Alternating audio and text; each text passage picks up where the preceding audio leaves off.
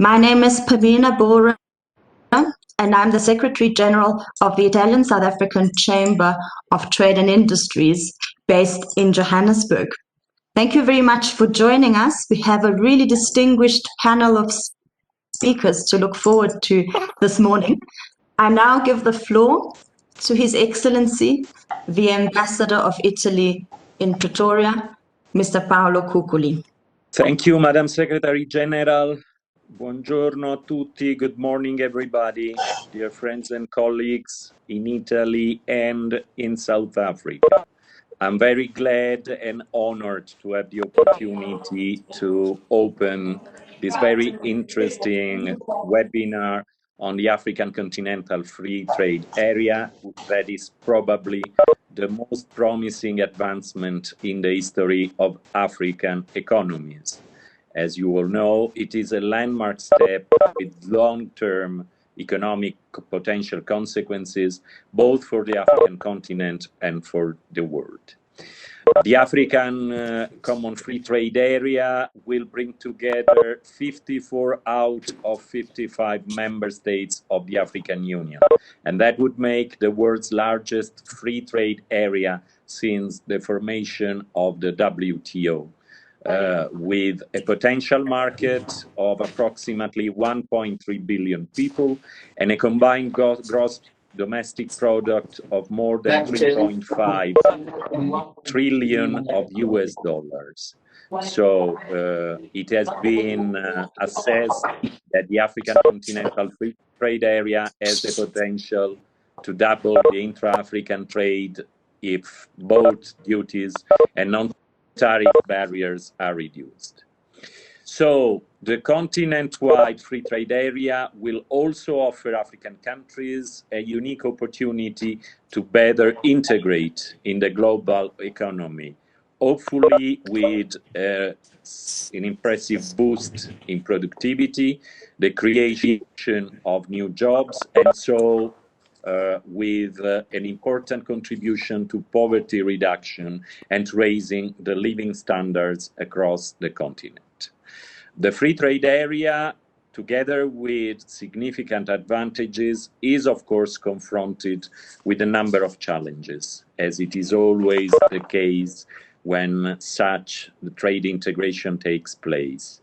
So some crucial issues will have to be addressed, notably as far as the adoption of the same standards for good production and service provisions, the issue of the rules of origin, and a far-reaching comprehensive removal of non-tariff barriers, all aspects with which we are quite familiar within the European Union, as you will know. Negotiations among African countries are ongoing, and hopefully their settlement will have important and positive consequences on many dossiers. So within this very interesting and evolving framework, together the embassy, together with the Italian Trade Agency ICE in Johannesburg, the Italian South African Chamber of Commerce, and many other stakeholders thought that this could be a very interesting occasion to ponder on the opportunities the African Free Trade Area may entail in order to reinforce our already strong economic relationship. On this point, I think it is worth considering that even in a very, very difficult year, as it was 2020, Italy managed to export to South Africa 1.5 billion euros. We became the second major European exporter to South Africa, and we, of course, had to score a decline in our imports, but overall less of those of other partner countries. It also seems that imports to Italy from South Africa have declined way less than expected. And all those figures show that a solid economic relationship is already in place, and it has shown resilience even in a time of deep economic crisis for both the continents. The reason, as we have said on many occasions, lies in the features of our bilateral trade between Italy and South Africa. What we do export to South Africa are, on 75% of the cases, intermediate and capital goods that have an important role for South African economy, and they substantially contribute to the industrial output and growth of South African economy. At the same time, Italy imports from South Africa goods that are of great importance for our industry. So overall, our two economies seem to be much more complementary than competitors, and this as there is a very important room for growth in our assessment. In a broader context, Italy has always considered African countries to be partners of great importance, both on the political and on economic level. In the framework of the Italian co-presidency of COP26, as you may know, we will host a ministerial meeting called Encounters with Africa in October 2021, to which all the African countries at the ministerial level will be invited, with the aim of discussing sustainability, climate change, and other issues of great relevance for the future of the continent. Beside the political framework, Italian companies, as you well know, have been traditionally very active in Africa. Notably in the field of infrastructure development, which is a crucial component for the future growth of African economies, as well as of intra-African trade, and so for the success of the newly instituted African Common Free Trade Area. In this context, needless to say, South Africa will play a pivotal role, being the most industrialized economy of the continent and already a strategic point of entry for the whole sub-Saharan region. This is why many Italian companies already have established a firm presence in the country. Our wish, our commitment is to widen, broaden this presence to other Italian companies, to other Italian products. Against this backdrop, of course, it is vital to provide information on the future of the common market and on the African free trade area, and the opportunities for Italian companies who do not know yet this market. This is also shown in a recent survey conducted by the Italian Chamber of Commerce, Italian South African Chamber of Commerce. You will be able to find those results in a webinar's dedicated webpage. At the same time, a further testament to the interest of the discussion is the very high number of participants today. And to hear others speak, unmute your system voice. Sorry, I was saying that the interest of the topic is further demonstrated by the high number of participants to this webinar today. I'm very happy and very grateful to all of those who decided to attend it.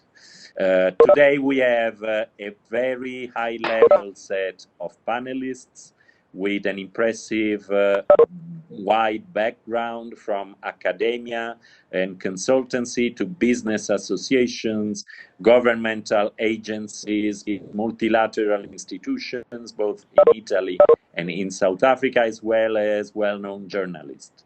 I'm pretty sure that your discussions today will shed further light on the challenges and the opportunities of this new historic endeavor as the African Common Free Trade Area, and I'm sure it will bear an important contribution to further strengthening our economic relations in the interest of both countries and for the prosperity of our two peoples. Thank you so much for your attention, and I wish you a very interesting and fruitful discussion. Thank you, Ambassador, for this introduction. And as you said, this agreement will come with many benefits for the African continent and its trade partners, but also with some challenges. So to delve into these challenges and to perhaps gain some lessons learned from previous trade integration experiences, we are very pleased today to welcome to the floor Professor Alessia Turco. She's a professor of international economics at the Università Politecnica delle Marche in the city of Ancona, and her research mainly focuses on international trade. So, Professor Turco, over to you.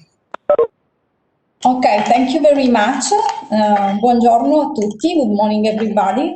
I'm very pleased to be here. And in this speech, I will firstly review the main theoretical and empirical findings emerging from about 30 years of literature on regional trade agreements. And then I will draw some lessons and implications for the process of negotiation and formation of the African Continental Free Trade Area.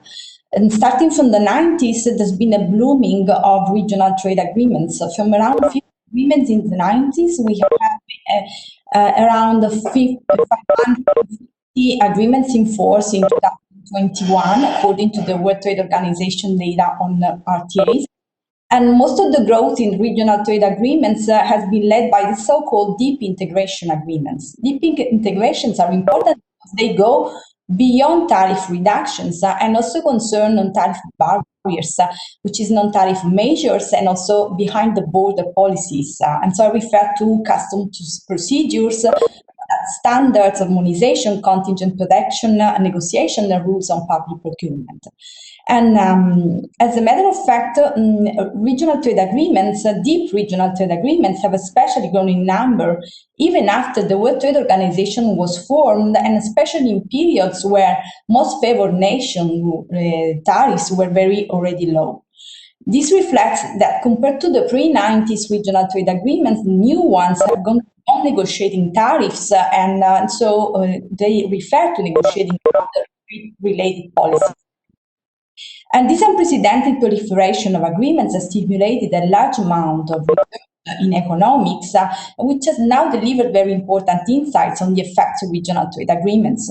And the first widespread result is that indeed regional trade agreements, so free trade agreements, customs union, common market, and so on, deliver sizable average aggregate effects on trade among members.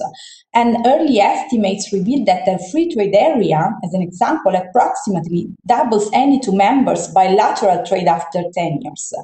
And also partial effects are stronger for countries which are geographically closer, and despite of the fact that free trade areas in general favor larger economies, given the size of the countries, they also favor poorer countries in the agreements.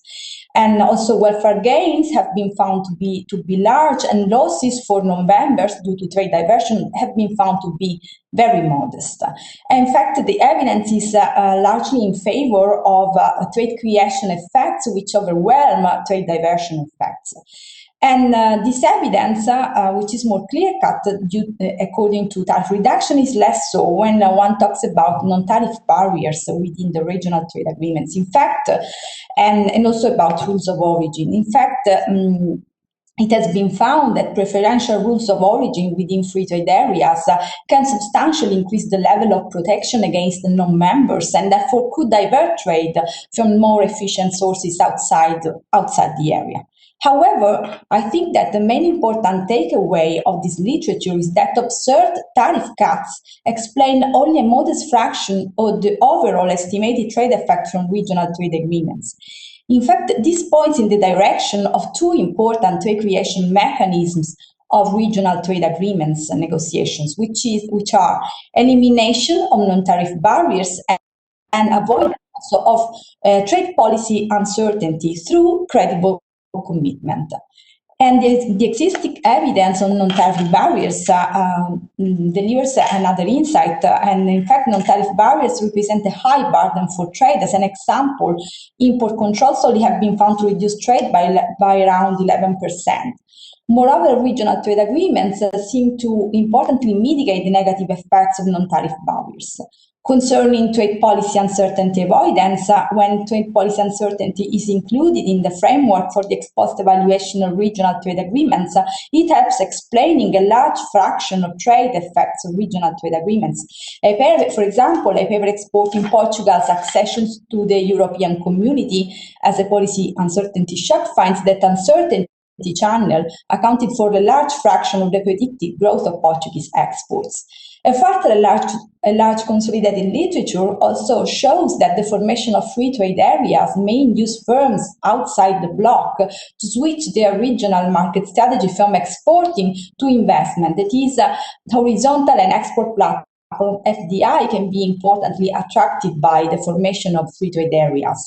And as several studies report important spillover effects from the presence of multinationals in host economies, especially in developing host economies. And then the issue of FDI attraction is relevant and should be considered when governments design rules origin, because rules of origin have been found to be very important in driving FDI into blocks, into regional trade agreements.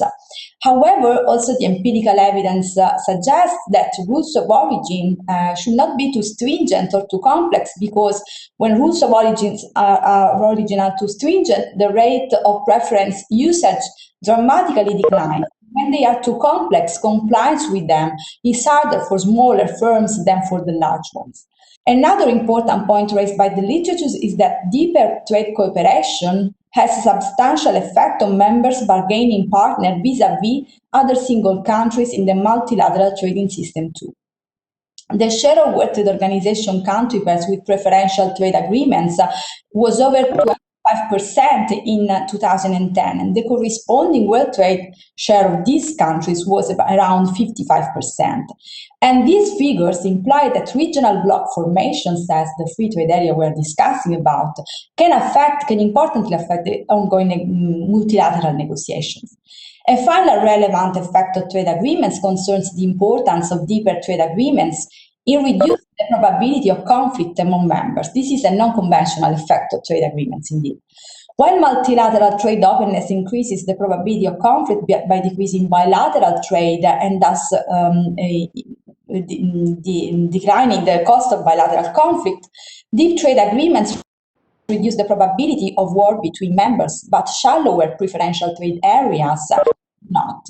A recent study on the East African community shows that the trade agreement on average led to a 12% decrease in bilateral conflict risk between country members. And this pacifying effect is substantial and even larger than what has been observed for the European Union. Also, on average, two member countries in the Eastern African community experience an increase in bilateral trade of 213% with respect to the situation without the agreement. And this implies that pacifying effect was worked through increasing trade integration, which has raised the economic costs of conflict. Hence, we have found that regional trade agreements promote trade through tariff reduction, non-tariff barriers elimination, trade policy uncertainty avoidance, and their effect is sizable on trade, and when considered it's also non-negligible on welfare. Regional trade agreements promote also FDI, the bloc countries' bargaining power, and also help maintaining peace. So what lessons for the African continental free trade area then? And this free trade area is an unprecedented example of free trade area due to the high number of members, the relative importance of extra compared to intra-regional trade, and to the great heterogeneity among members. The World Bank development indicators report, in fact, huge differences in terms of income per capita among countries in the bloc, and also in economic size, and also in the share of value of manufacturing in value added, and in their export orientation. The free trade agreement, the African Continental Free Trade Agreement, is a deep agreement as it covers tariffs as well as trade facilitation, regulatory measures such as sanitary standards and technical barriers to trade. And it is also a broad agreement with the negotiation scope that moves beyond goods and touches services, intellectual property rights, also capital movements. And in this respect, it will complement the existing regional trade agreements in the area, in the continent, and it will also encompass them by offering a harmonized regulatory framework for investment and intellectual property rights protection. As the literature shows, beyond tariffs, a large fraction of trade costs entails behind the border measures, and hence the first and most important challenge in my view for the African Continental Free Trade Area is the ability by national governments to implement and undertake the policy changes that are required to create such a harmonized regulatory framework.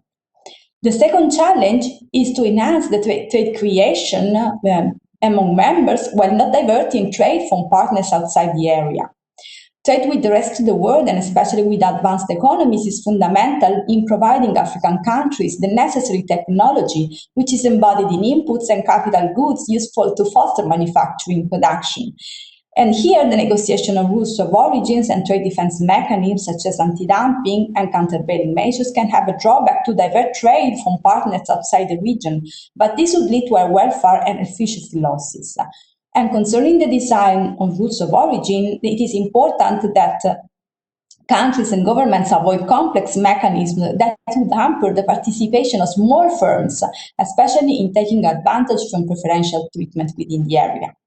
Nonetheless, an efficient system of rules of origin, together with a harmonized regulatory framework for the activities of national foreign firms, will definitely help to attract FDI and will further foster trade between members, possibly favoring the formation of regional global value chains. And global value chains across the world have tremendously favored development of less developed members in several ways, among which one of the most noticeable to me is the enhancement of efficiency of exporting firms through learning by exporting. As a further challenge related to the spread of an industrial base, governments should devote sufficient resources and policy tools to address potential asymmetric effects of integration scheme between larger and smaller members, between more and less industrial countries, and between core and peripheral regions. In this respect, the literature on South-South regional trade agreements has discussed the potential asymmetric effects of regional trade agreements with larger industrial members, having an initial advantage over the remaining partners. In this area, the cohesion policy of the EU, although not always effective, is an example of how to address such possible disparities. Then possibly even deeper policy integration could be optimal in the future. Furthermore, the African Continental Free Trade Area comes in a moment of stall in the multilateral process and represents an unprecedented opportunity to improve African countries' bargaining power vis-à-vis the large economic powers. And this can bring about further gains from trade at the multilateral level for the continent. As a final remark, as it has happened for the EU, closer trade and economic relations, higher welfare, and distributed benefits can help foster and maintain peace between and within members for long periods. Nonetheless, as the EU recent experience shows, trade integration and cooperation needs to be complemented and sustained by convinced policy action in the direction of a unique political project of cooperation among national governments, under the awareness that the national political dimension no longer appears sufficient to generate and secure the well-being of peoples. Thank you very much. Thank you very much, Professor Lo Turco, for this wonderful insight. So we've had the perspective from the academic world and from the Italian side on the benefits and challenges of this very important agreement. And I now call upon Mr. Matthew Stern, who is the managing director of a company called DNA Economics, to explain to us the perspective of the private sector and the South African perspective on the benefits and challenges of this agreement. Thank you. Thanks, Pamina. Morning, everyone, and morning, Ambassador. Just waiting for my slides to pop up. But thank you for this opportunity to talk to you about, or present my observations, at least, on opportunities and some of the realities relating to the implementation of the AfCFTA. I'll focus my presentation on three main points. Firstly, I'll briefly review South Africa's current trade relations with the rest of Africa. I'll then talk to what the possible contribution of the AfCFTA might be in terms of raising interregional trade. And then finally, I'll talk to some of the practical realities that we all need to work through in implementing this particular agreement. Thanks, Pamina. Next slide. Okay, so what you can see here is that South Africa's exports to Africa have risen remarkably over the last few decades, and in around 2010 superseded the EU as South Africa's largest trading bloc. Next slide. What's perhaps more important to see is that the structure of South Africa's trade with Africa differs very much so from South Africa's trade with the rest of the world. So what you can see on that right-hand bar, the majority of South Africa's exports are still dominated by mineral, basic commodity products.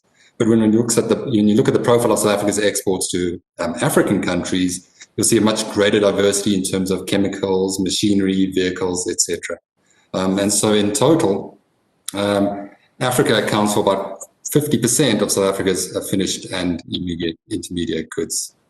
On the other hand, what you can see in this particular slide is that South Africa's exports to Africa are highly concentrated in a very few number of countries. So on the left, what you see is that South Africa's exports to the SACU members, so Lesotho, Botswana, Namibia, and Eswatini, account for about half of South Africa's total trade with the continent.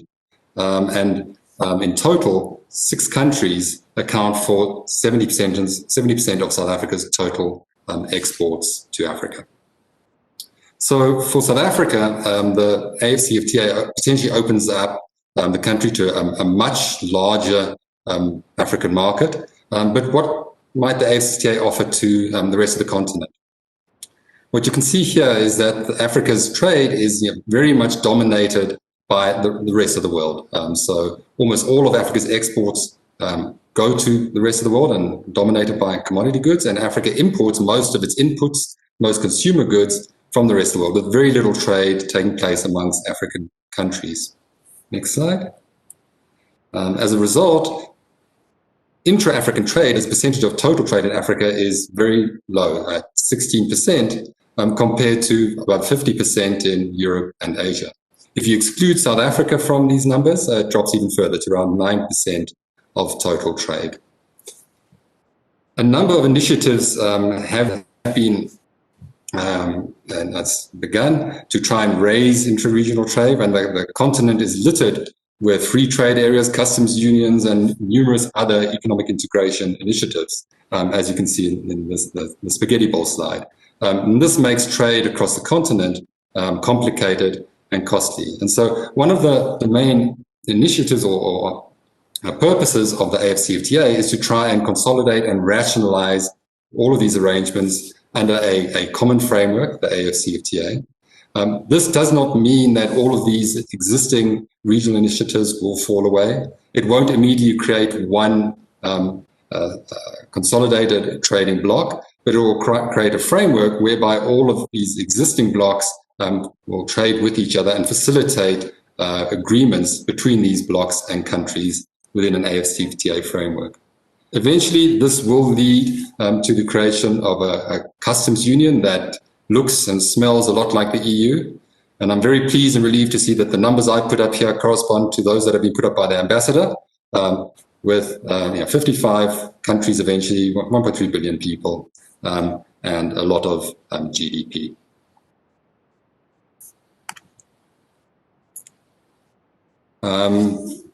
Briefly, looking what the benefits of this might be to the continent, and Prof. Alessia has already spoken to many of these kinds of impacts. We expect to see trade increasing by between 30 and 50%, and again, that very much depends on how deep the agreement goes.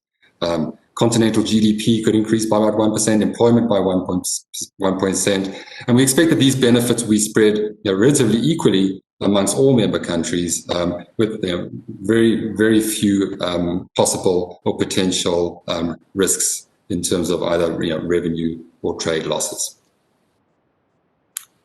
Okay, so this agreement clearly is a remarkably ambitious initiative. The agreement came into effect on the 1st of January this year, but there's still a lot of work that needs to be done to ensure that it delivers on all of these, on this economic potential. And much of this will, of course, depend on how the agreement is structured, implemented, and enforced. What we do know, as of 29 January 2021, 34 countries had ratified the agreement, 41 countries had submitted offers, but in most cases, those offers have not yet been legislated. And so at this point in time, just 3 countries, South Africa, Egypt, and Sao Tome, have actually taken the legal steps necessary to implement the agreement. So to date, Egypt and Sao Tome should qualify for preferences in the South African market, and South African exporters should qualify for preferences in just those 2 markets. But it will be interesting to hear whether this has been updated or whether this is still the case from some of the speakers who are more involved in these negotiations later on. South Africa's tariff offer currently stands at 81% of tariff lines, but this is subject to reciprocity. In other words, South Africa will only provide preferences to those countries that offer something that is equally good. And this raises questions around what the final configuration of this agreement will eventually look like. So, Pamina, if you can just click once again, just to make it easier. Thanks a lot. So there are various possible ways in which this agreement might eventually unfold. In the simplest scenario, South Africa will legislate one schedule for the rest of Africa. So in addition to the existing SADC schedule, we will have a rest of Africa or AfCFTA schedule, and that is already currently in place. But for South African exporters, the preferences or the tariff offers that we will receive will differ by region. And at the very least, we will be confronted with 9 different tariff schedules for these 9 different regions or countries. But the reality is many of these regions haven't yet established customs unions. And so the likelihood is that we will be confronted by many more schedules, not just the 9 that you see in that green block. In the worst case, we will end up with separate agreements with as many as 17 different countries or regional blocks. Thanks, Pamina. Next slide. Also important to note that the agreement does come with some exclusions. So eventually all countries will provide tariff-free trade on 90% of tariff lines. They will have more time to remove another 7% of tariff lines, but then will be given space to keep 3% of tariff lines out of the agreement through an exclusion list. And what this slide just shows some work that we did for an unknown country in Africa, looking at what the impact of these possible exclusion lists might be on their trade. And in this case, if you look at that CFTA group, even a 1% exclusion list, if we exclude just 1% of tariff lines, the agreement could effectively exclude about 40% of the total exports of AfCFTA member countries.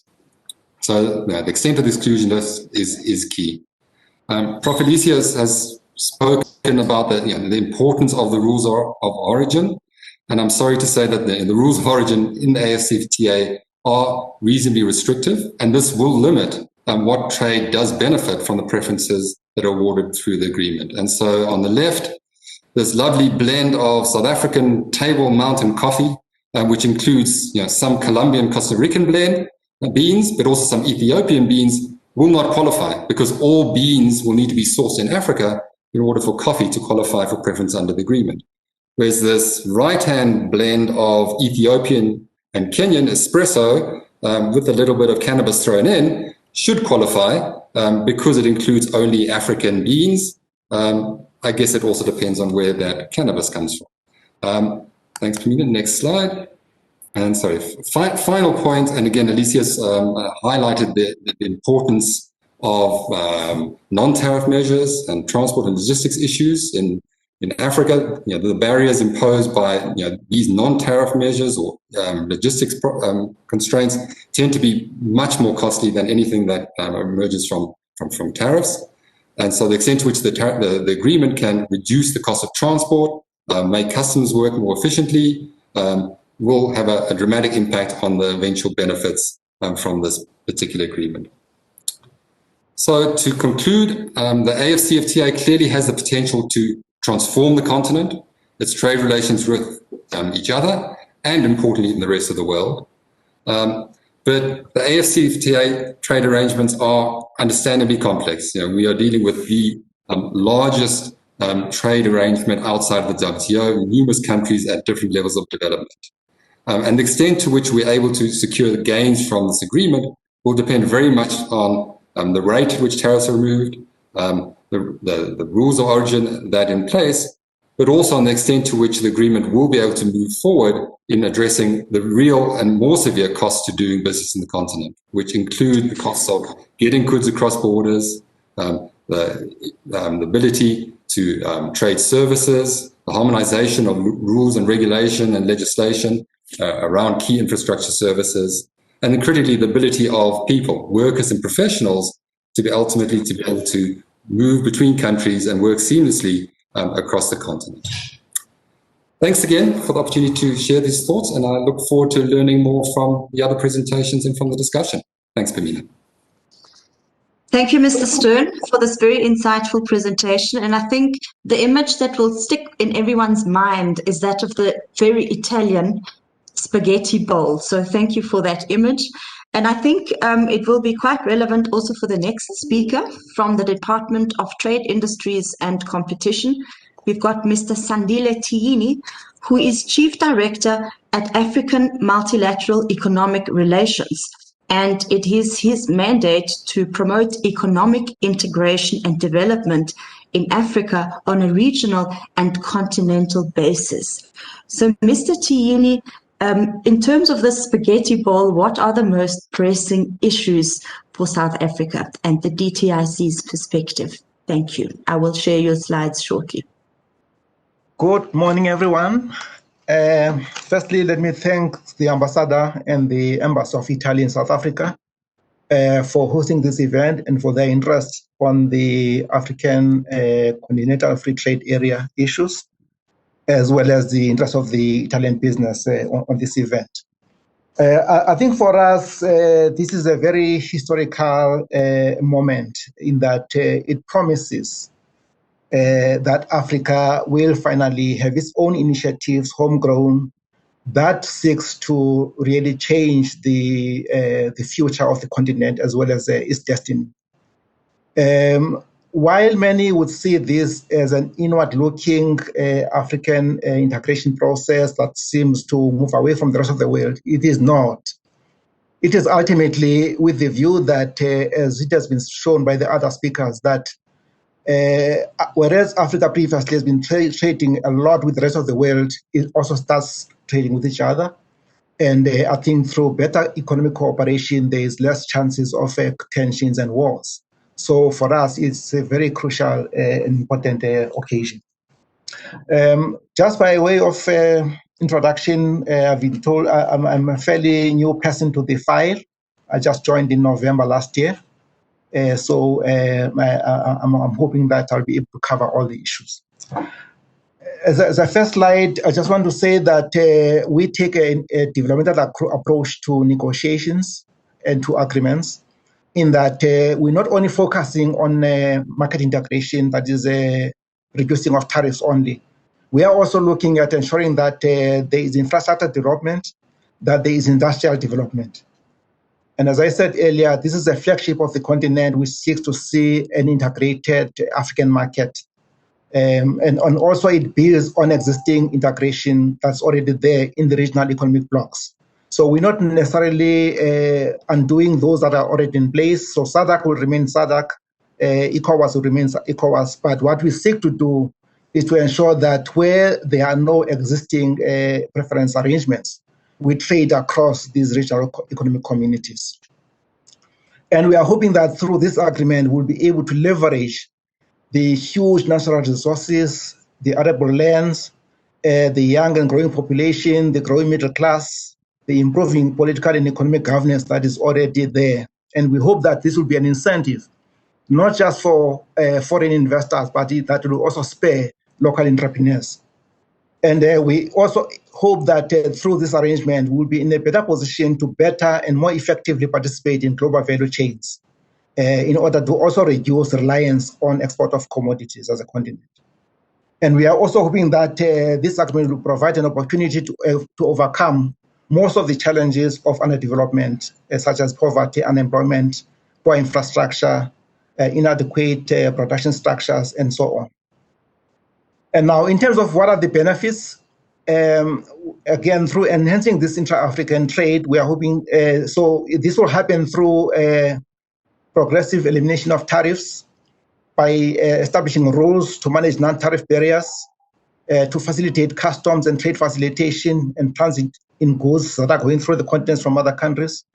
It also hopes to enhance cooperation on technical barriers to trade, as well as issues such as sanitary and phytosanitary standards.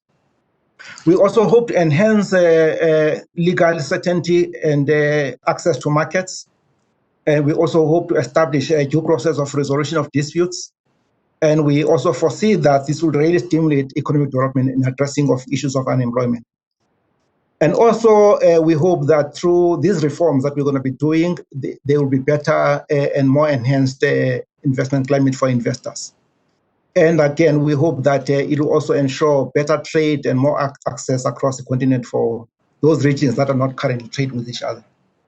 Now, in terms of the architecture for this agreement, in place, we have an agreement to establish the African Free Trade Area. This is coupled with a protocol on trade in goods, with its annexes, appendices, and protocols. It also includes trade in services, as well as rules and procedures for settlement of disputes. It also includes phase 2 and phase 3 negotiations, which will cover competition, intellectual property, investment, digital trade, and so on. And it also establishes a secretariat, which is currently based in Ghana, in Accra. So as you can see, this is a very comprehensive agreement compared to anything that South Africa has had before, because previously we've only been doing trade in goods. So this one, we're hoping that it will cover other areas more than just trade in goods.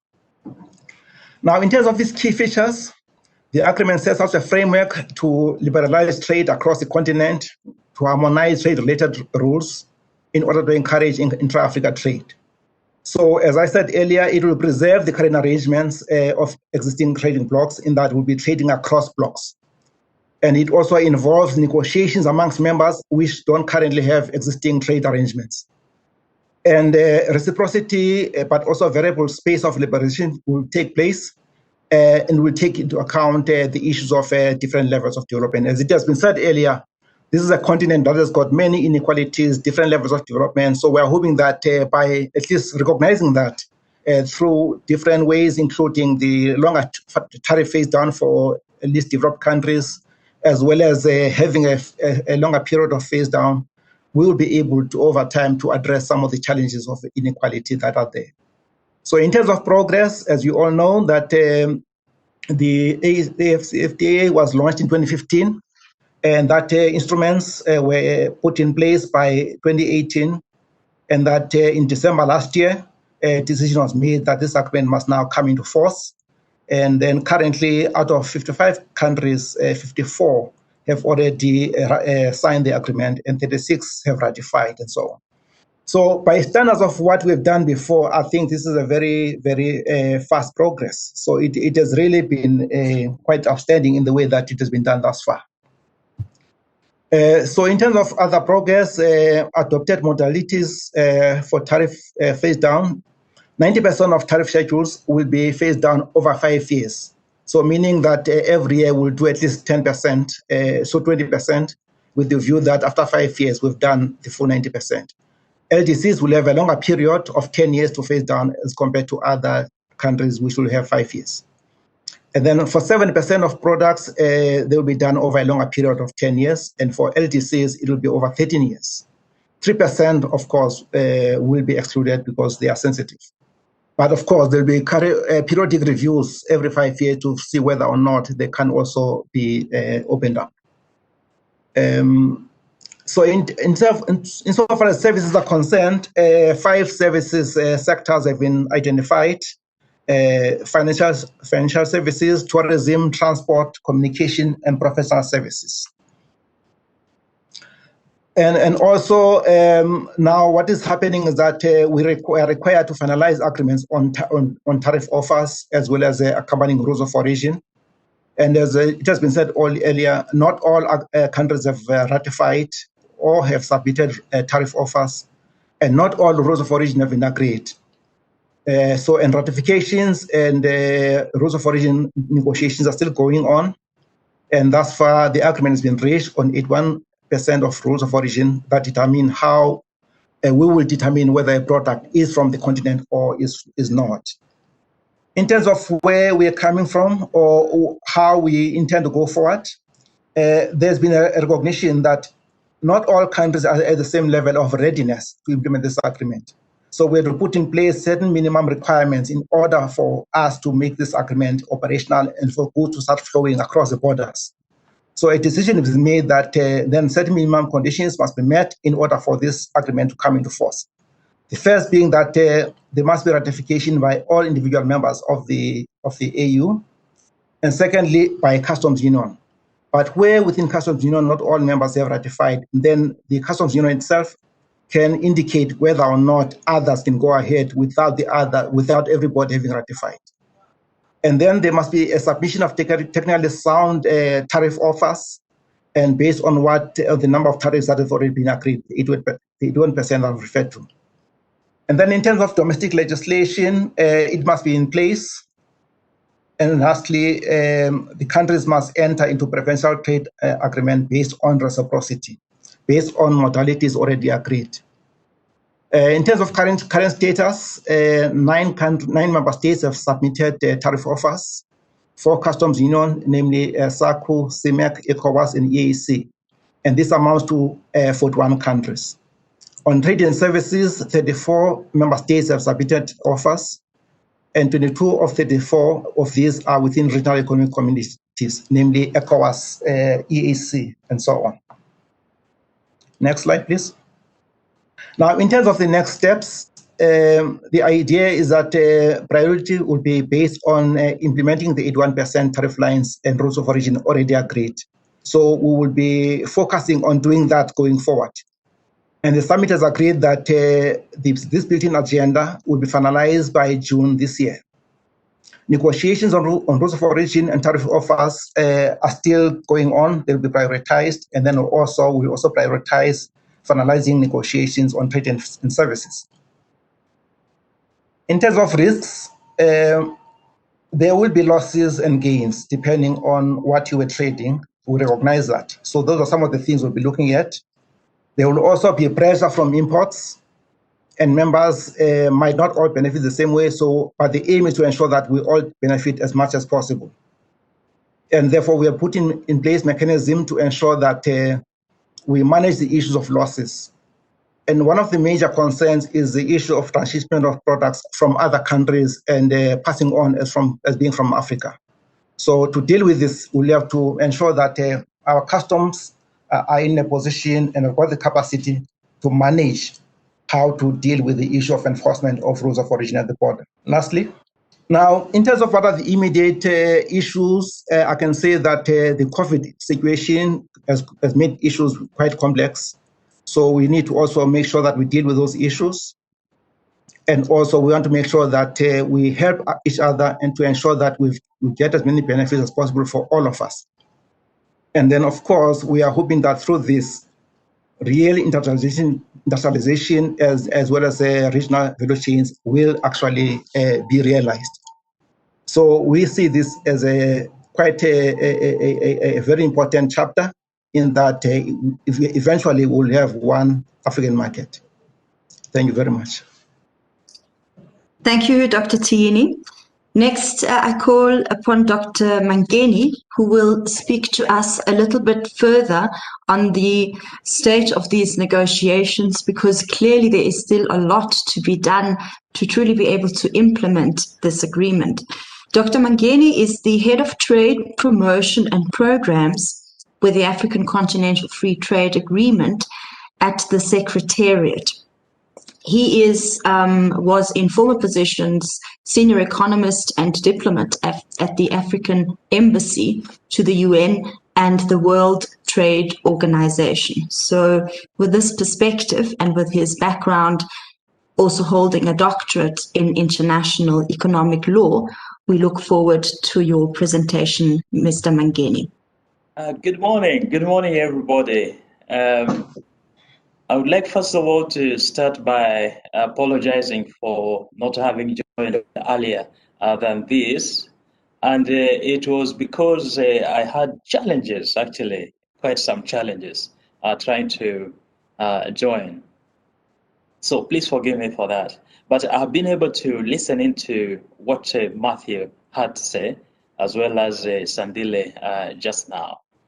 So let me, first of all, pay tribute to the Italian embassy, to the organizers, for putting on this event, which I believe is very important for stakeholders, especially industry, but as well as government. And I'd like also to appreciate the invitation that you have extended to us as the Secretariat of the African Continental Free Trade Area, based here in Accra, Ghana. Now, I have not been able to share the slide. I think I had some complications trying to share it. But if you don't mind, I'll just speak to you from here. Now, let me start with the key message that I think could be put across from our side as Secretariat. And there are basically 5 points. Now, the first is that there is strong political will. There is strong political will, which is extremely important for seeing through the policy reforms that will be required for seeing the African Continental Free Trade Area take off. And then second, the African Continental Free Trade Area is rule-based and provides predictability because it's based on an agreement that has been negotiated, signed, and ratified and entered into force with extensive provisions covering practically every aspect of trade. Now, third, implementing the African Continental Free Trade Area will produce policy and regulatory reforms. Fourth, the business environment and the ease of doing business will, as a result, improve from these policy reforms. And then fifth, the African Continental Free Trade Area aims for structural transformation. The ethos of this agreement, this arrangement, is to create decent jobs and raise incomes to improve the living conditions of the people of Africa. And the African Continental Free Trade Area, last, should be fit for purpose, and that means it should be fit for the fourth industrial revolution. It should be modern. It should actually be a digital African Continental Free Trade Area. Digitalization is very important. Now, where are we coming from? What's the journey we have traveled so far? And I was glad to hear Sandile mention the milestones that we have traveled. So I would like to just recap some of them. We launched the negotiations on the 15th of June in 2015. Within just over a year, on the 21st of March 2018, the agreement was opened for signature at a huge summit in Kigali in Rwanda. And on that occasion, 44 out of the 55 countries already signed it. Well, as we speak now, and as Sandile pointed out, 54 countries have signed, only the state of Eritrea hasn't signed. And then again, just over a year later, on the 30th of May 2019, the agreement entered into force after securing the 22 required ratifications. As we speak now, we have 36 ratifications, and that's a significant number. It's more than 50% of Africa. And then the 1st of January, we started trading in earnest. And trading has already happened. It is already happening. It's happening in earnest as between a number of countries within Africa. Ghana was able to ship off some consignments on the 4th of January at some countries around Africa, and Egypt as well is shipping off consignments to other countries, including Ghana here. Now, looking forward, by 2023, that's in just 2 years' time, we're supposed to have the full African common market. And then a little bit later, 2028, we're supposed to have the African Economic Community, which will be an economic and monetary union. And that's according to the 34-year blueprint set out under the treaty establishing the African Economic Community, usually referred to as the Abuja Treaty. So that's where we are coming from, and where we are envisaging to go. But what exactly is the African Continental Free Trade Area? What is its importance or its value proposition? So it is a comprehensive, modern, transformative, single market covering all the African countries, all the 55 of them, with a wide scope, namely trading goods and services are included. There's a dispute settlement system, and these have already been negotiated. Now we are moving into investment, intellectual property, competition, electronic commerce or digital trade, as well as a protocol on women in trade. There are a number of tools, digital tools, that we have put in place already to facilitate trade. One of them is to deal with the non-tariff barriers. It's an online system. Anybody, yourself, myself, can log on to it even right now and register a complaint. And that triggers action across the continent by the relevant actors. Now, the URL or the link is tradebarriers.africa. Trade barriers is one word, .africa. There's also a market intelligence tool to help operators look for and find trade and investment opportunities. This is the Africa Trade Observatory, and the URL is ato.africa. That's ato.africa. So if you go on there, you can do a search for demand for your product, and how much of it is demanded, the quantities, and who the competitors are, in fact. And then we have got an app which actually gives you a lot of information about the African Continental Free Trade Area. And this app is available at AfCFTA.app. That's AfCFTA.app. We also have other apps which are coming up, which are going to be in place very soon. Like the Afrexim Bank is trying to come up with a gateway also, which will serve as a market intelligence tool. Now, the African Continental Free Trade Area as a bloc constitutes the 5th biggest economy in the world, being a $3.4 trillion economy. Business spending has already exceeded $4 trillion annually. And of course, as everybody knows, we have more than 1.35 billion consumers. So it is a huge market. Returns on investment are very high. There are some analysts who put it at 6.5%, for instance, the Overseas Development Institute. But as economic operators will know, in high-risk areas, returns can be as high as 20%. Africa is a young continent. The median age is only 19.7 years. So youth means energy, ideas, the desire for change, and of course, digitalization. About 60% of the world is unused arable land. So that means we can be a food basket for the rest of the world, promoting food and nutritional security.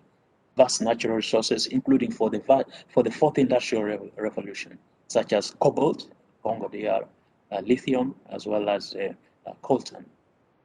Now, though we have suffered the COVID pandemic, which has ravaged us just as much as it has ravaged the rest of the world, projections are that this year, 2021, will pick up, and the estimates by the IMF, for instance, put the economic growth rate in Africa at 3.1%. These figures are being revised as vaccines are being rolled out. So then it is a large market for trade and investment, and it will also catalyze investment into infrastructure, that is surface transport, air transport, energy, and information and communications technology. And it will also promote innovation. Now, on the part of the people of Africa, they expect, as I said, decent jobs. They expect their lives to be transformed. So there are also studies that establish, actually it's unanimous, really a unanimous position, that the African Continental Free Trade Area is going to create jobs and lift people out of poverty. The World Bank, for instance, has established that by the year 2035, if this agreement is implemented, the 30 million Africans will be put out of extreme poverty, and 68 million out of moderate poverty. That's those who are living on less than $5 per day. But other organizations such as the International Labour Organization and the Economic Commission for Africa are also doing some studies of their own. So we might find some different figures very soon. So then what should actors do, yourselves, ourselves? The message is let us trade, let us invest, let us innovate, and let us own the African Continental Free Trade Area. This means using the instruments, trade instruments of the African Continental Free Trade Area, such as the Certificate of Origin. So if you are in South Africa, you want to export into the rest of Africa and benefit from the preferences under the African Continental Free Trade Area, you go to the regulatory authorities, the competent authorities, and work with them, SARS, I imagine, in order to get your Certificate of Origin and declare your exports under the African Continental Free Trade Area. We are supposed to provide feedback to government, to the regulatory authorities, when we face problems, so that the regime can be continuously improved. And we are supposed to join public, private sector, and academia partnerships so that our voices can be heard, so that we can inform decision-making, implementation, and continuous improvements. And we are supposed to support the African Continental Free Trade Area to be inclusive, so that no one is left behind, no country is left behind. Stakeholders such as women, youth, or young Africans, and small to medium enterprises should be assisted by government interventions, but also through regional value chains to make sure that they also tap to growth sectors. So this is what I would like to say for now, and I'll be very happy to take questions if there are any to contribute to this discussion. Once again, thank you very much to the Italian Embassy in South Africa for inviting us and for giving us this opportunity to share some thoughts with you.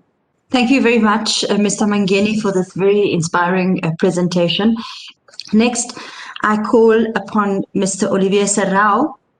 He is in South Africa, and he represents BUSA, which is Business Unity South Africa, and that is an advocacy organization representing all business in South Africa. There he is Executive Director of the Economic and Trade Branch. Mr. Serrão, over to you. So good morning and buongiorno from Johannesburg, and thanks so much to the organizers, the Italian Embassy and Italian South Africa Chamber of Trade and Industries for this invitation today. Pamina, we've met, so you know sometimes I talk a lot, so I'll try my very best to be brief. And I've been asked today to talk about some of the benefits of the CFTA to business, particularly South African business. So what I'd like to do is begin by sketching some high-level private sector perspectives.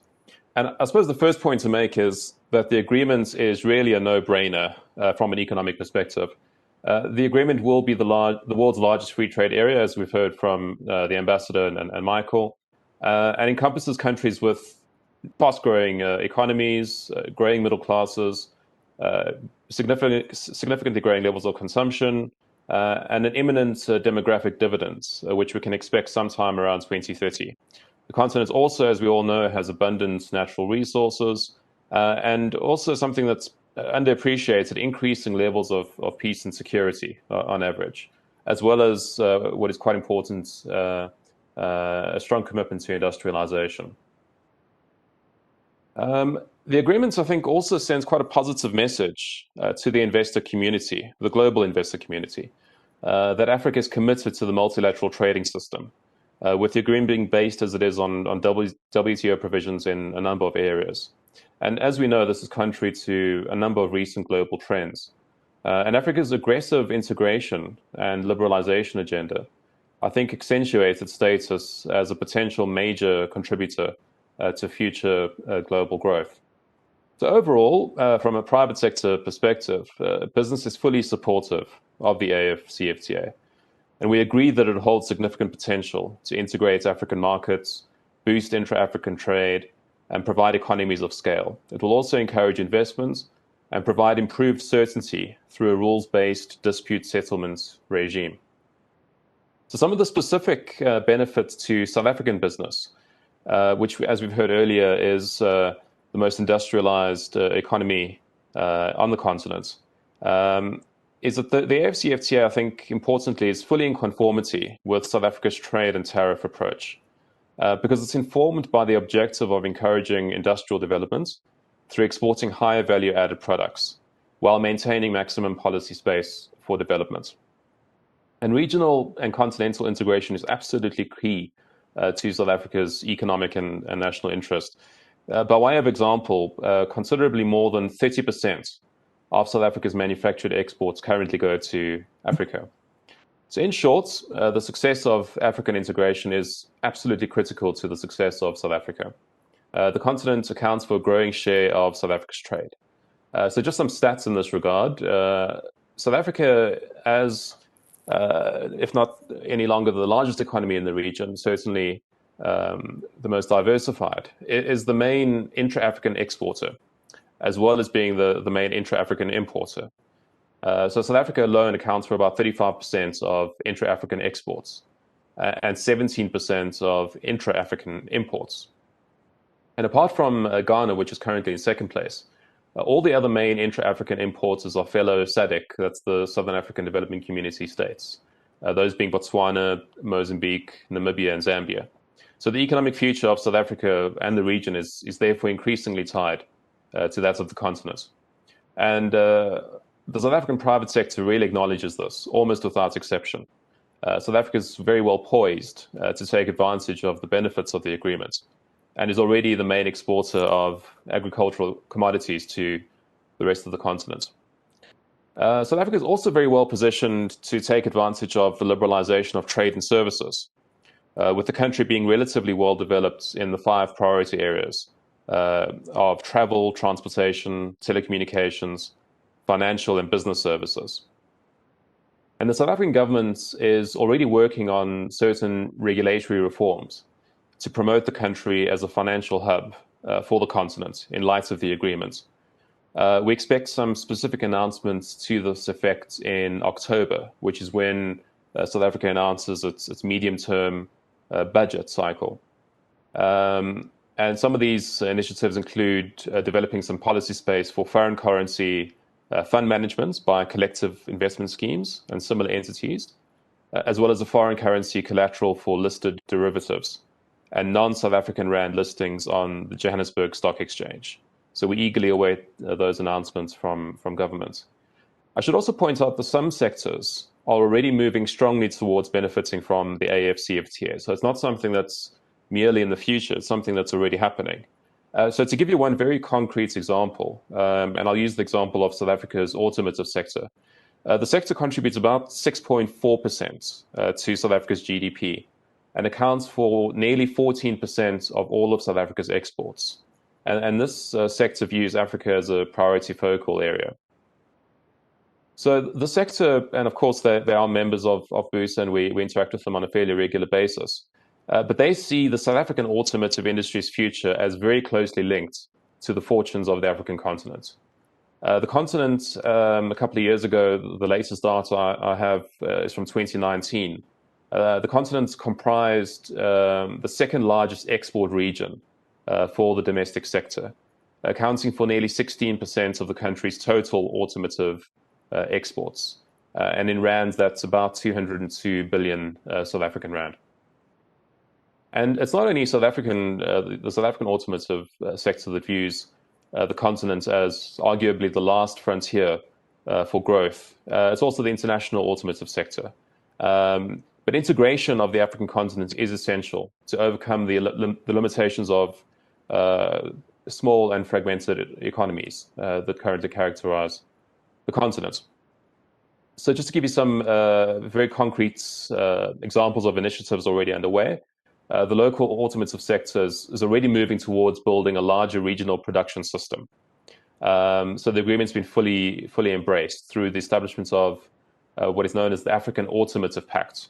That's built around some of the bigger economies on the continent: South Africa, Nigeria, Kenya, Ghana, and potentially one or two other larger economies will also be added. So as part of this process, South Africa, which has a very well-developed automotive sector, is playing a mentoring and knowledge sharing role for other African countries that are considering car assembly operations. And in return, I suppose, South Africa's proximity, its regional memberships, the suitability of its products, its understanding of business conditions in other African countries, position the country as an ideal partner for other African countries and investors, thereby supporting the sustainability and the profitability of the local industry. And as we get traction in the agreements, we'll see other sectors taking similar steps to take full advantage of the agreement. So far, I've told you about some of the good news. So I want to spend a minute or two, if I may, telling you a little bit about the bad news, at least from a private sector perspective. As we know, the agreement is not going to resolve our continent's development challenges overnight. CFTA member states consist, as we know, of a large number of least developed countries, many small, weak, informal, subsistence or commodity-dependent economies, with major supply-side deficits and also lopsided integration into the global economy.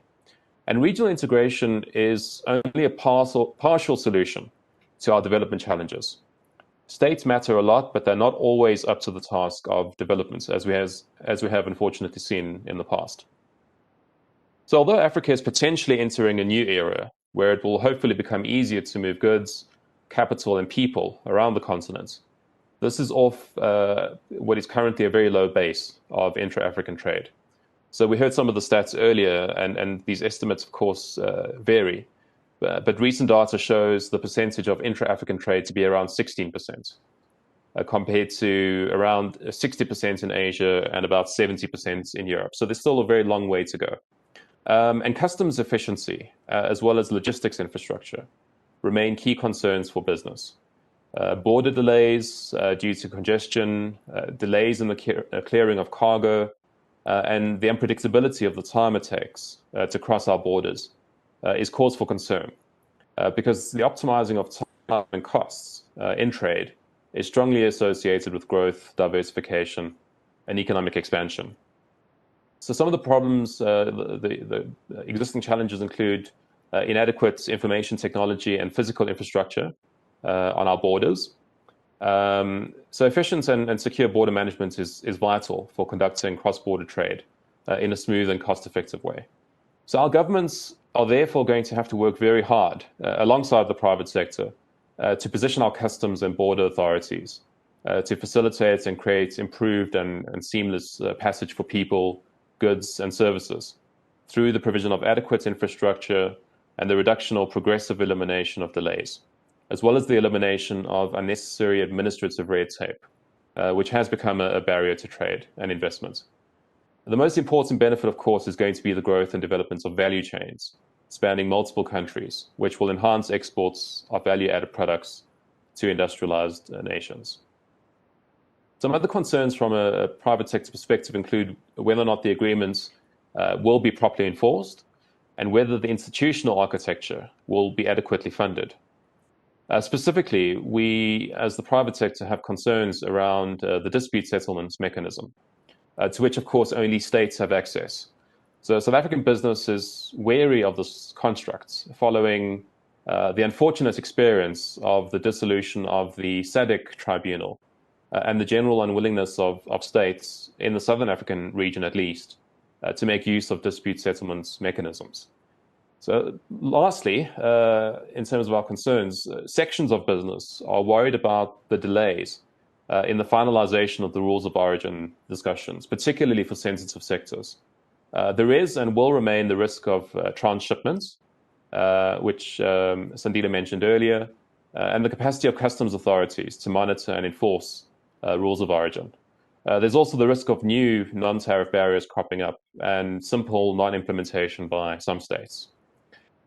Lastly, Pamina, I wanted to touch on what could and hopefully will be a very important development arising from the agreement, which is cooperation between African business structures. So as many of you will know, the architecture of the agreement provides for the establishment of an African Business Council. And I love the acronym of this. It's the ABC for short. And this is a continental platform for aggregating and articulating the views of the private sector in continental policy formulation processes. So the ABC is envisaged to play an advisory role in policy formulation and will communicate its views and positions through the AU Commission. So while there are other continental business bodies, these unfortunately have not gained traction and have been beset in the past by a number of challenges. The institutional dynamics of the ABC hold significant potential to change this trend and empower the private sector to influence the operationalization of the agreement in a manner that benefits the real implementers of the agreements, and that's, of course, are firms. And this would be the equivalent, I suppose, of Business Europe in the EU.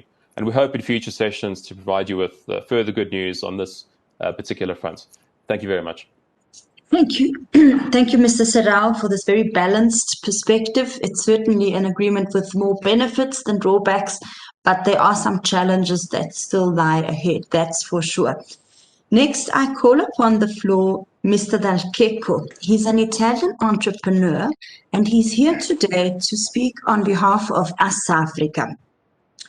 He is currently holds the presidency of the Council of International Representations at the network of these 16 Italian industrial associations called Confindustria, who operate abroad and promote the internationalization of Italian companies in the concerned countries. So he will speak to us about the benefits of this agreement for the Assafrica community. Over to you, Mr. Checco. Hello, thank you, Pamina, and good morning, everyone.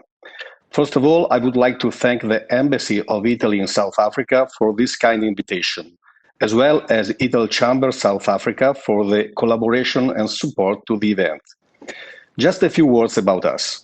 Confindustria Assafrica and Mediterraneo is the business association for the internationalization of Italian companies in Africa, in the Mediterranean, and in the Middle East.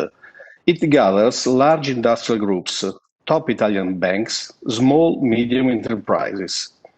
We are part of Italy's most effective and influential business organization named Confindustria. Established in 1910, its relevant associative network is composed by 220 business associations, bringing together 105,000 companies of all size and employing more than 5 million people. Confindustria is a reference model in the global network of private organizations and has expanded its network abroad with Confindustria Assafrica and Mediterraneo, Confindustria East Europe, and Confindustria Russia and Central Asia. Let me remind you that business unit of South Africa and Confindustria signed a memorandum of understanding in 2006. So in a certain way, my presence today is also a reminder of previous long-standing cooperation ties. But let's go to the point. The very interesting survey by the Italian Embassy in Pretoria and Ital Chamber South Africa indicates the gap between the perception of Italian companies about African continental free trade area and the real win-win potential for Italian and African companies, as well as national and local economies. The African continental free trade area must be understood to be a unique opportunity for Italian companies. The priority to encourage industrialization and expand the trade of semi-finished and finished products. The most immediate effects concern investment, including foreign ones, employment, more advanced skill through training, infrastructure, tangible and intangible, and transport, logistic and distribution, but above all, a radical simplification and technological upgrading of customs. As this is a large community, coordination between customs authorities is of primary importance. In addition, once the implementation at the level of duties is ensured, the agreement will need to be extended to other areas, such as the removal of technical barriers, which can easily cancel the benefits of tariff reduction. Italian companies can bring their successful model for small and medium enterprise abroad, also concerning innovative themes such as digitalization and sustainability. We know that digitalization is a boost for trade, as sustainability is a vital concept for economic and social progress. The experience and capabilities of Italian companies in digitalization and sustainability are strong and suitable on expectation for growth. The challenge to implement and integrate area will also to be determined in terms of infrastructure, transport, and logistics. Once again, skill on engineering and construction could lead this change and enhance industrial partnership and cooperation. Another important goal to achieve is the creation of integrated supply chains formed by large, medium, and small companies, area in which Italian companies excel and play successful roles. I hope that with the free trade area, we will be seen as one of the main partners of the success of Africa. Thank you very much. Thank you very much. We also hope so, that there will be lots of bilateral trade and lots of economic integration. Next, I call on Mr. Zaurrini, who will speak to us about the long-term pros and cons of the Africa Continental Free Trade Agreement from an Italian perspective. He is the editor-in-chief of Info Africa, which is an information and consultancy dedicated to economic and political developments in Africa, and also a monthly called Africa e Affari, which is dedicated to the African economy and politics. Over to you, Mr. Zaurrini. Thank you, Pamina, and thanks to everybody for the invitation. I have a sort of presentation, if you can help. You know, speaking at the end is always difficult because everybody has touched all the points, but I will try to go on. I just put 10 minutes for my intervention. Okay, in October, we dedicated our issue of our magazine to logistic and free trade area.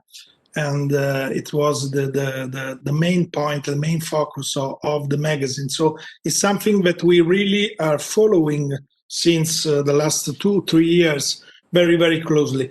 I want to speak quite frankly. You know, when we talk about Africa Free Trade Area, there is a lot of international interest. But it's quite simple understanding why, because Africa is probably the last new big market and will be this way for a long time ahead. If you look at this continent, the mega trends we have seen in the last 15 years are very clear. You have an economic growth, you have a urbanization trend that is the second in the history of this planet, and you have a demographic growth that is tremendous, as you can see. So we are talking about a market that is big now and will become bigger and bigger in the next years. Going on, also the COVID, for example, is a parenthesis on growth trends that probably will last. If we go on, also COVID has shown the power to accelerate two important processes that were already going on in the continent. We just have to think about the problem and the import substitution that the African continent had to accelerate in the last year. So we witnessed an acceleration in production and transformation inside African countries, and also growth on the internal trade at the continental and the regional level. But COVID also showed the world the heavy dependence that we have on a few countries for global supply chains of some key products, or of some products that became key and strategic. Just think about the face masks. And so I think that I can see here in Europe, for example, also a lot of companies are thinking about changing these supply chains, and probably they need to diversify the country and the geographical sources of their supplies. And this can be a great opportunity for African countries too. Here we have some numbers, but we have seen before. I just want to stress that the commerce, Africa, along with Asia, since 2008, is the only region that recorded an upward trend in the intra-regional trade. So we are starting, we have a lot of potential to work on. That is huge. The potential is really huge. But we have some obstacles, as we have seen. The political will is strong, Mangeni said, and is true. But we also have some problems at the political level, but these are quite understandable because you have 54, 55 different countries fighting for their development, national development. And so the political decision maker face two conflicting pressures. From one side, they understand the need to combat fragmentation and work on a supranational level, but they also have to defend the national economic subjects that they are trying to help in growth. And then we have infrastructures, and as was said before, it's just the next slide. On an infrastructure point of view, I talk we here in Europe, we always forget that Africa's infrastructures have still a colonial legacy. So all the infrastructures were built to go out. What this continent has to do, and is trying to do, and is working on, is to reverse this trend. So you don't have to go out, or you have to go out, but you have to strengthen the going in process. And that's a very important point. And logistics and transport, as you can see, Africa is still too expensive. The transportation costs are too expensive for companies. South Africa, from this side, and this I'm talking for the Italian companies, is quite well positioned. This is the Logistic Performance Index of World Bank. And as you can see, Italy is position 19 and South Africa is 33. So can be really a good hub. But beyond transport, there are two other things to work on, and the creation of supply chains at regional level. Africa produces at most intermediate goods that are sent to other areas of the world for the next level. And then the main point, that is the abolition of non-tariff barriers. Just this quote is from Muno Mupotela from African Development Bank. We had an interview in the January issue of our magazine with her. And only removing the non-tariff barriers, intra-Africa trade will grow of 50%. Just two examples of what happened when you remove this kind of barriers. This are two charts of Uganda, South Sudan trade, and Senegal and Mali. And when you work on that, you can see that the numbers really grow very, very fast. So, for example, we had like 20 million intra-trade between Uganda and South Sudan in 2012, and then you go up to 300 millions, and Senegal with Mali is the same thing. So just to show how fast this potential is. And if I look ahead, I'm quite optimistic. We have a lot of things, we see a lot of things that are changing, and a lot of things that can change very fast. Just thinking about the Internet of Things and all the work that African Union, African Development Bank are doing is really impressive.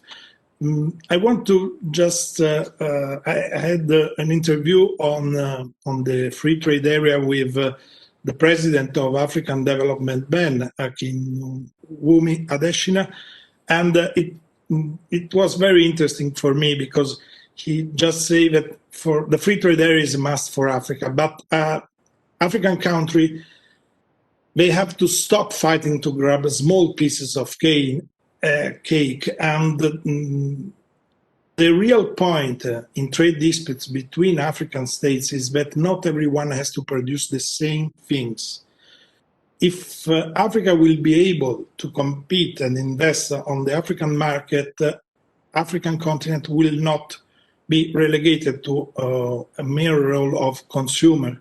But this part, he said, has already begun. Just look, for example, is something we don't look a lot also here in Europe, the African investments in the continent between 2003 and 2017 were 3 times, from $4 billion in 2003 to more than $12 billion in 2017.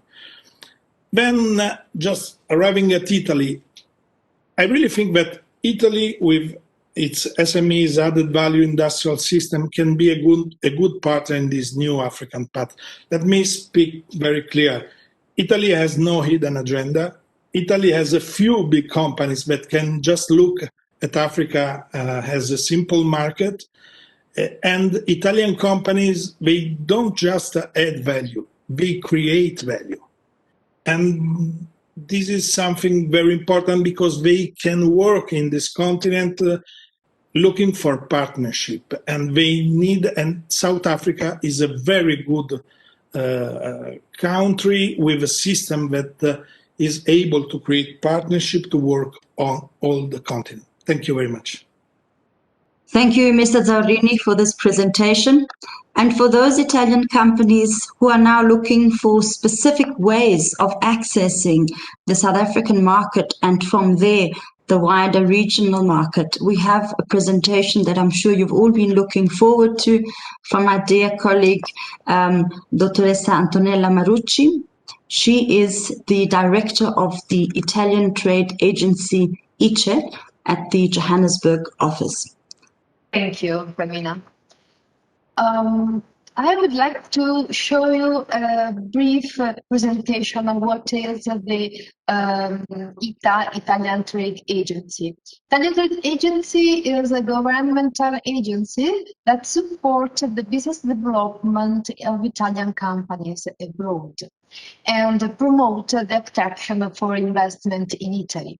We have the office, a central office in Rome, but also we have an office in Milan. And most important, we have 77 foreign offices in the world and also a correspondence point. What are kind of services we can offer to Italian companies? Information, consulting, training, assistance, and promotion. Please, Pamina. This is, of course, South Africa. That we wanted to have a look on South Africa, but in the context, global context in Africa. We have to consider some point or standpoint of South Africa. South Africa is the most developed African country that has an economic structure typical of the advanced country. We have the 70% of the employee in services, the 20% in industry, and the 10% in private sector. The country has an advanced financial sector, as a private sector very well structured, good infrastructure and logistics system, and represents the 38th economy in the world. But if you could consider the sub-Saharan Africa, it represents the 22.4% of the GDP. And it's the first African importer. The share is the 16.9%, but in Sub-Saharan Africa, the average is all more than the 26%. Also, there is a country for the has a very mineral reserve, many mineral reserves, and we can have copper, nickel, platinum, iron, gold, diamonds as well. And there is an agreement, a commercial agreement with the European Union since 2016, and it's for the 86% of the Italian products, and there is the protection of 50 denomination of origin, Italian denominations origin. The government, the South African government is very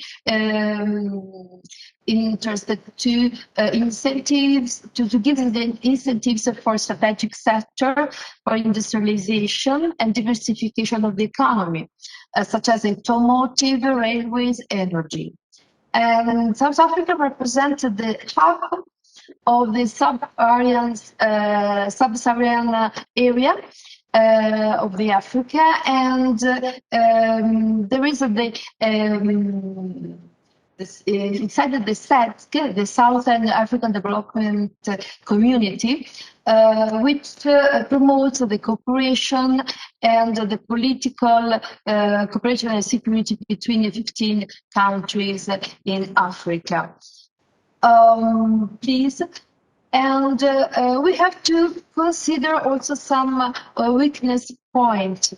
In the last 4 years, we have had a low growth with an average of 0.7%. And the GDP in 2020 is less 8%. Even if we have in the 2019, the CPD was at the 0.2%. We have some problems with the currency that in the last few years, there is a very, this was very depreciated, and by 20%, and it's very volatile. We have a high unemployment and inequality in income distribution. The statistics shows 32.5% in 2020. And then we have to consider the low broad-based black economy empowerment, the BBBE. There's a legislation provide with a minimum requirement for local content in sectors such as automotive energy. Also, we have to consider the problems for COVID because we have had a long lockdown and with high infection rates and strict containment rules. The second wave now is better, but the situation is also critical. And please, the African Continental Free Trade Area, such as the other speakers can show you, we can say that is a very important treaty which regulates the opening of borders and the creation of free trade between the almost all of African countries. The main items of trade protocols are dispute resolution procedures, customs cooperation, trade facilitation, routes of origin, liberalization of goods and services, and the lower tariffs for all the 19% of the goods. But we have to consider that we have a tariff issue. If many countries have to reduce their tariffs, there is a high risk for destroying some sectors in national economies. An infrastructure issue. The free exchange of goods is hampered by the poor and underdevelopment inter-African infrastructure network. But we can. I show you the table of the South African imports of the world.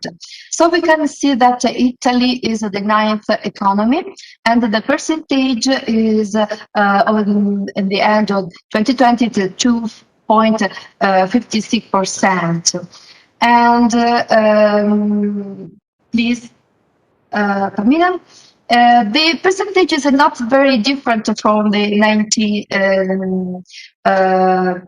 2019, but also we have to consider that in value is very different, because we have to consider in 2020 the problem of the coronavirus.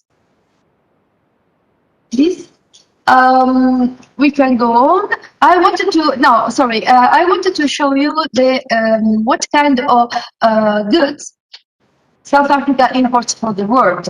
And in general, we can consider that our machinery and mechanical appliance, electrical machinery, components, vehicles, pharmaceutical products, miscellaneous chemical products. If we consider what kind of product Italy exports to South Africa, Pamina, please go on. Go on, please, Pamina.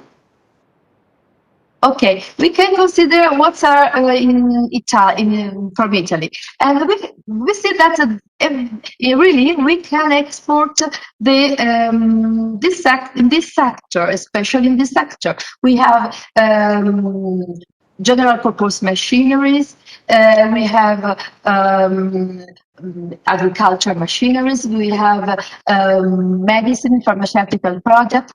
We have chemical, plastics, motor vehicles, and we have a custom very important for the jewelers. Can you show me? This is the trend in the last years. So we have to consider that the amount of the 2020 is penalty with the coronavirus, of course. What ICE can offer to Italian companies that are interested in South Africa? We have several services that we can offer you, and if you go to the website of each website, you can find that it is this address, all of them. We can share this in two big group. The first one is the services to grow. They are completely free, and our office in Italy and the office, all the office of the ITA in the world can offer you can provide to give you these services. And there are the services to help all the companies develop on foreign markets. On the other side, we have the services. Please, Pamina. No, you have to come back. Sorry. We have the services to grow. That there are 8 services at a fee. There are the offices of ITA in around the world. They can offer you a specific and personal services that can help you to have a point in the foreign market. Please. I wanted to focus that for all the 2021, we can offer to Italian companies a free participation to the international fairs where ITA can organize a national pavilion. And also we can offer you a new tool that is a Smart 365. That is a new tool that with which we can help the Italian companies to meet also in this so difficult time the foreign entrepreneurs. Please, Pamina. What is a Smart 365? It is a digital platform for the creation of virtual and hybrid events. And so we can have a digital first. Sometimes that can include a physical display or simple on site. Also, we have an entrepreneurial mission with online B2B. And also we can offer seminars, roundtables, pitching sections and other. With Fiera Smart 365, we can offer to each participant that are exhibitors or visitors, they have to register on the platform. The exhibitors can upload the catalog in electronic format on the platform. Each participant have a virtual stand if in case of fair, or virtual room in case of B2B that is reachable through a specific web address. Please. And so exhibitors and economic operators can meet or freely or with a plan of meeting scheduled by before the starting the meeting. And all the meetings are monitored, and we can start also the follow-up. Please. That's all. I invite you to, if you have any questions or needed to have more clarification, to write us at this is our address in Johannesburg, and it's a very pleasure for us to answer you and give you all the information. Thank you very much. Thank you, Mrs. Marucci, for this very important presentation for Italian companies. This concludes the formal program for today. And I take this opportunity to thank the Italian Embassy for organizing this fantastic event, and to thank all our distinguished speakers on 2 continents for giving up their valuable time. A special thank you to His Excellency, the Ambassador of Italy, and to all our colleagues around the world. Thank you very much, and a good day to you all.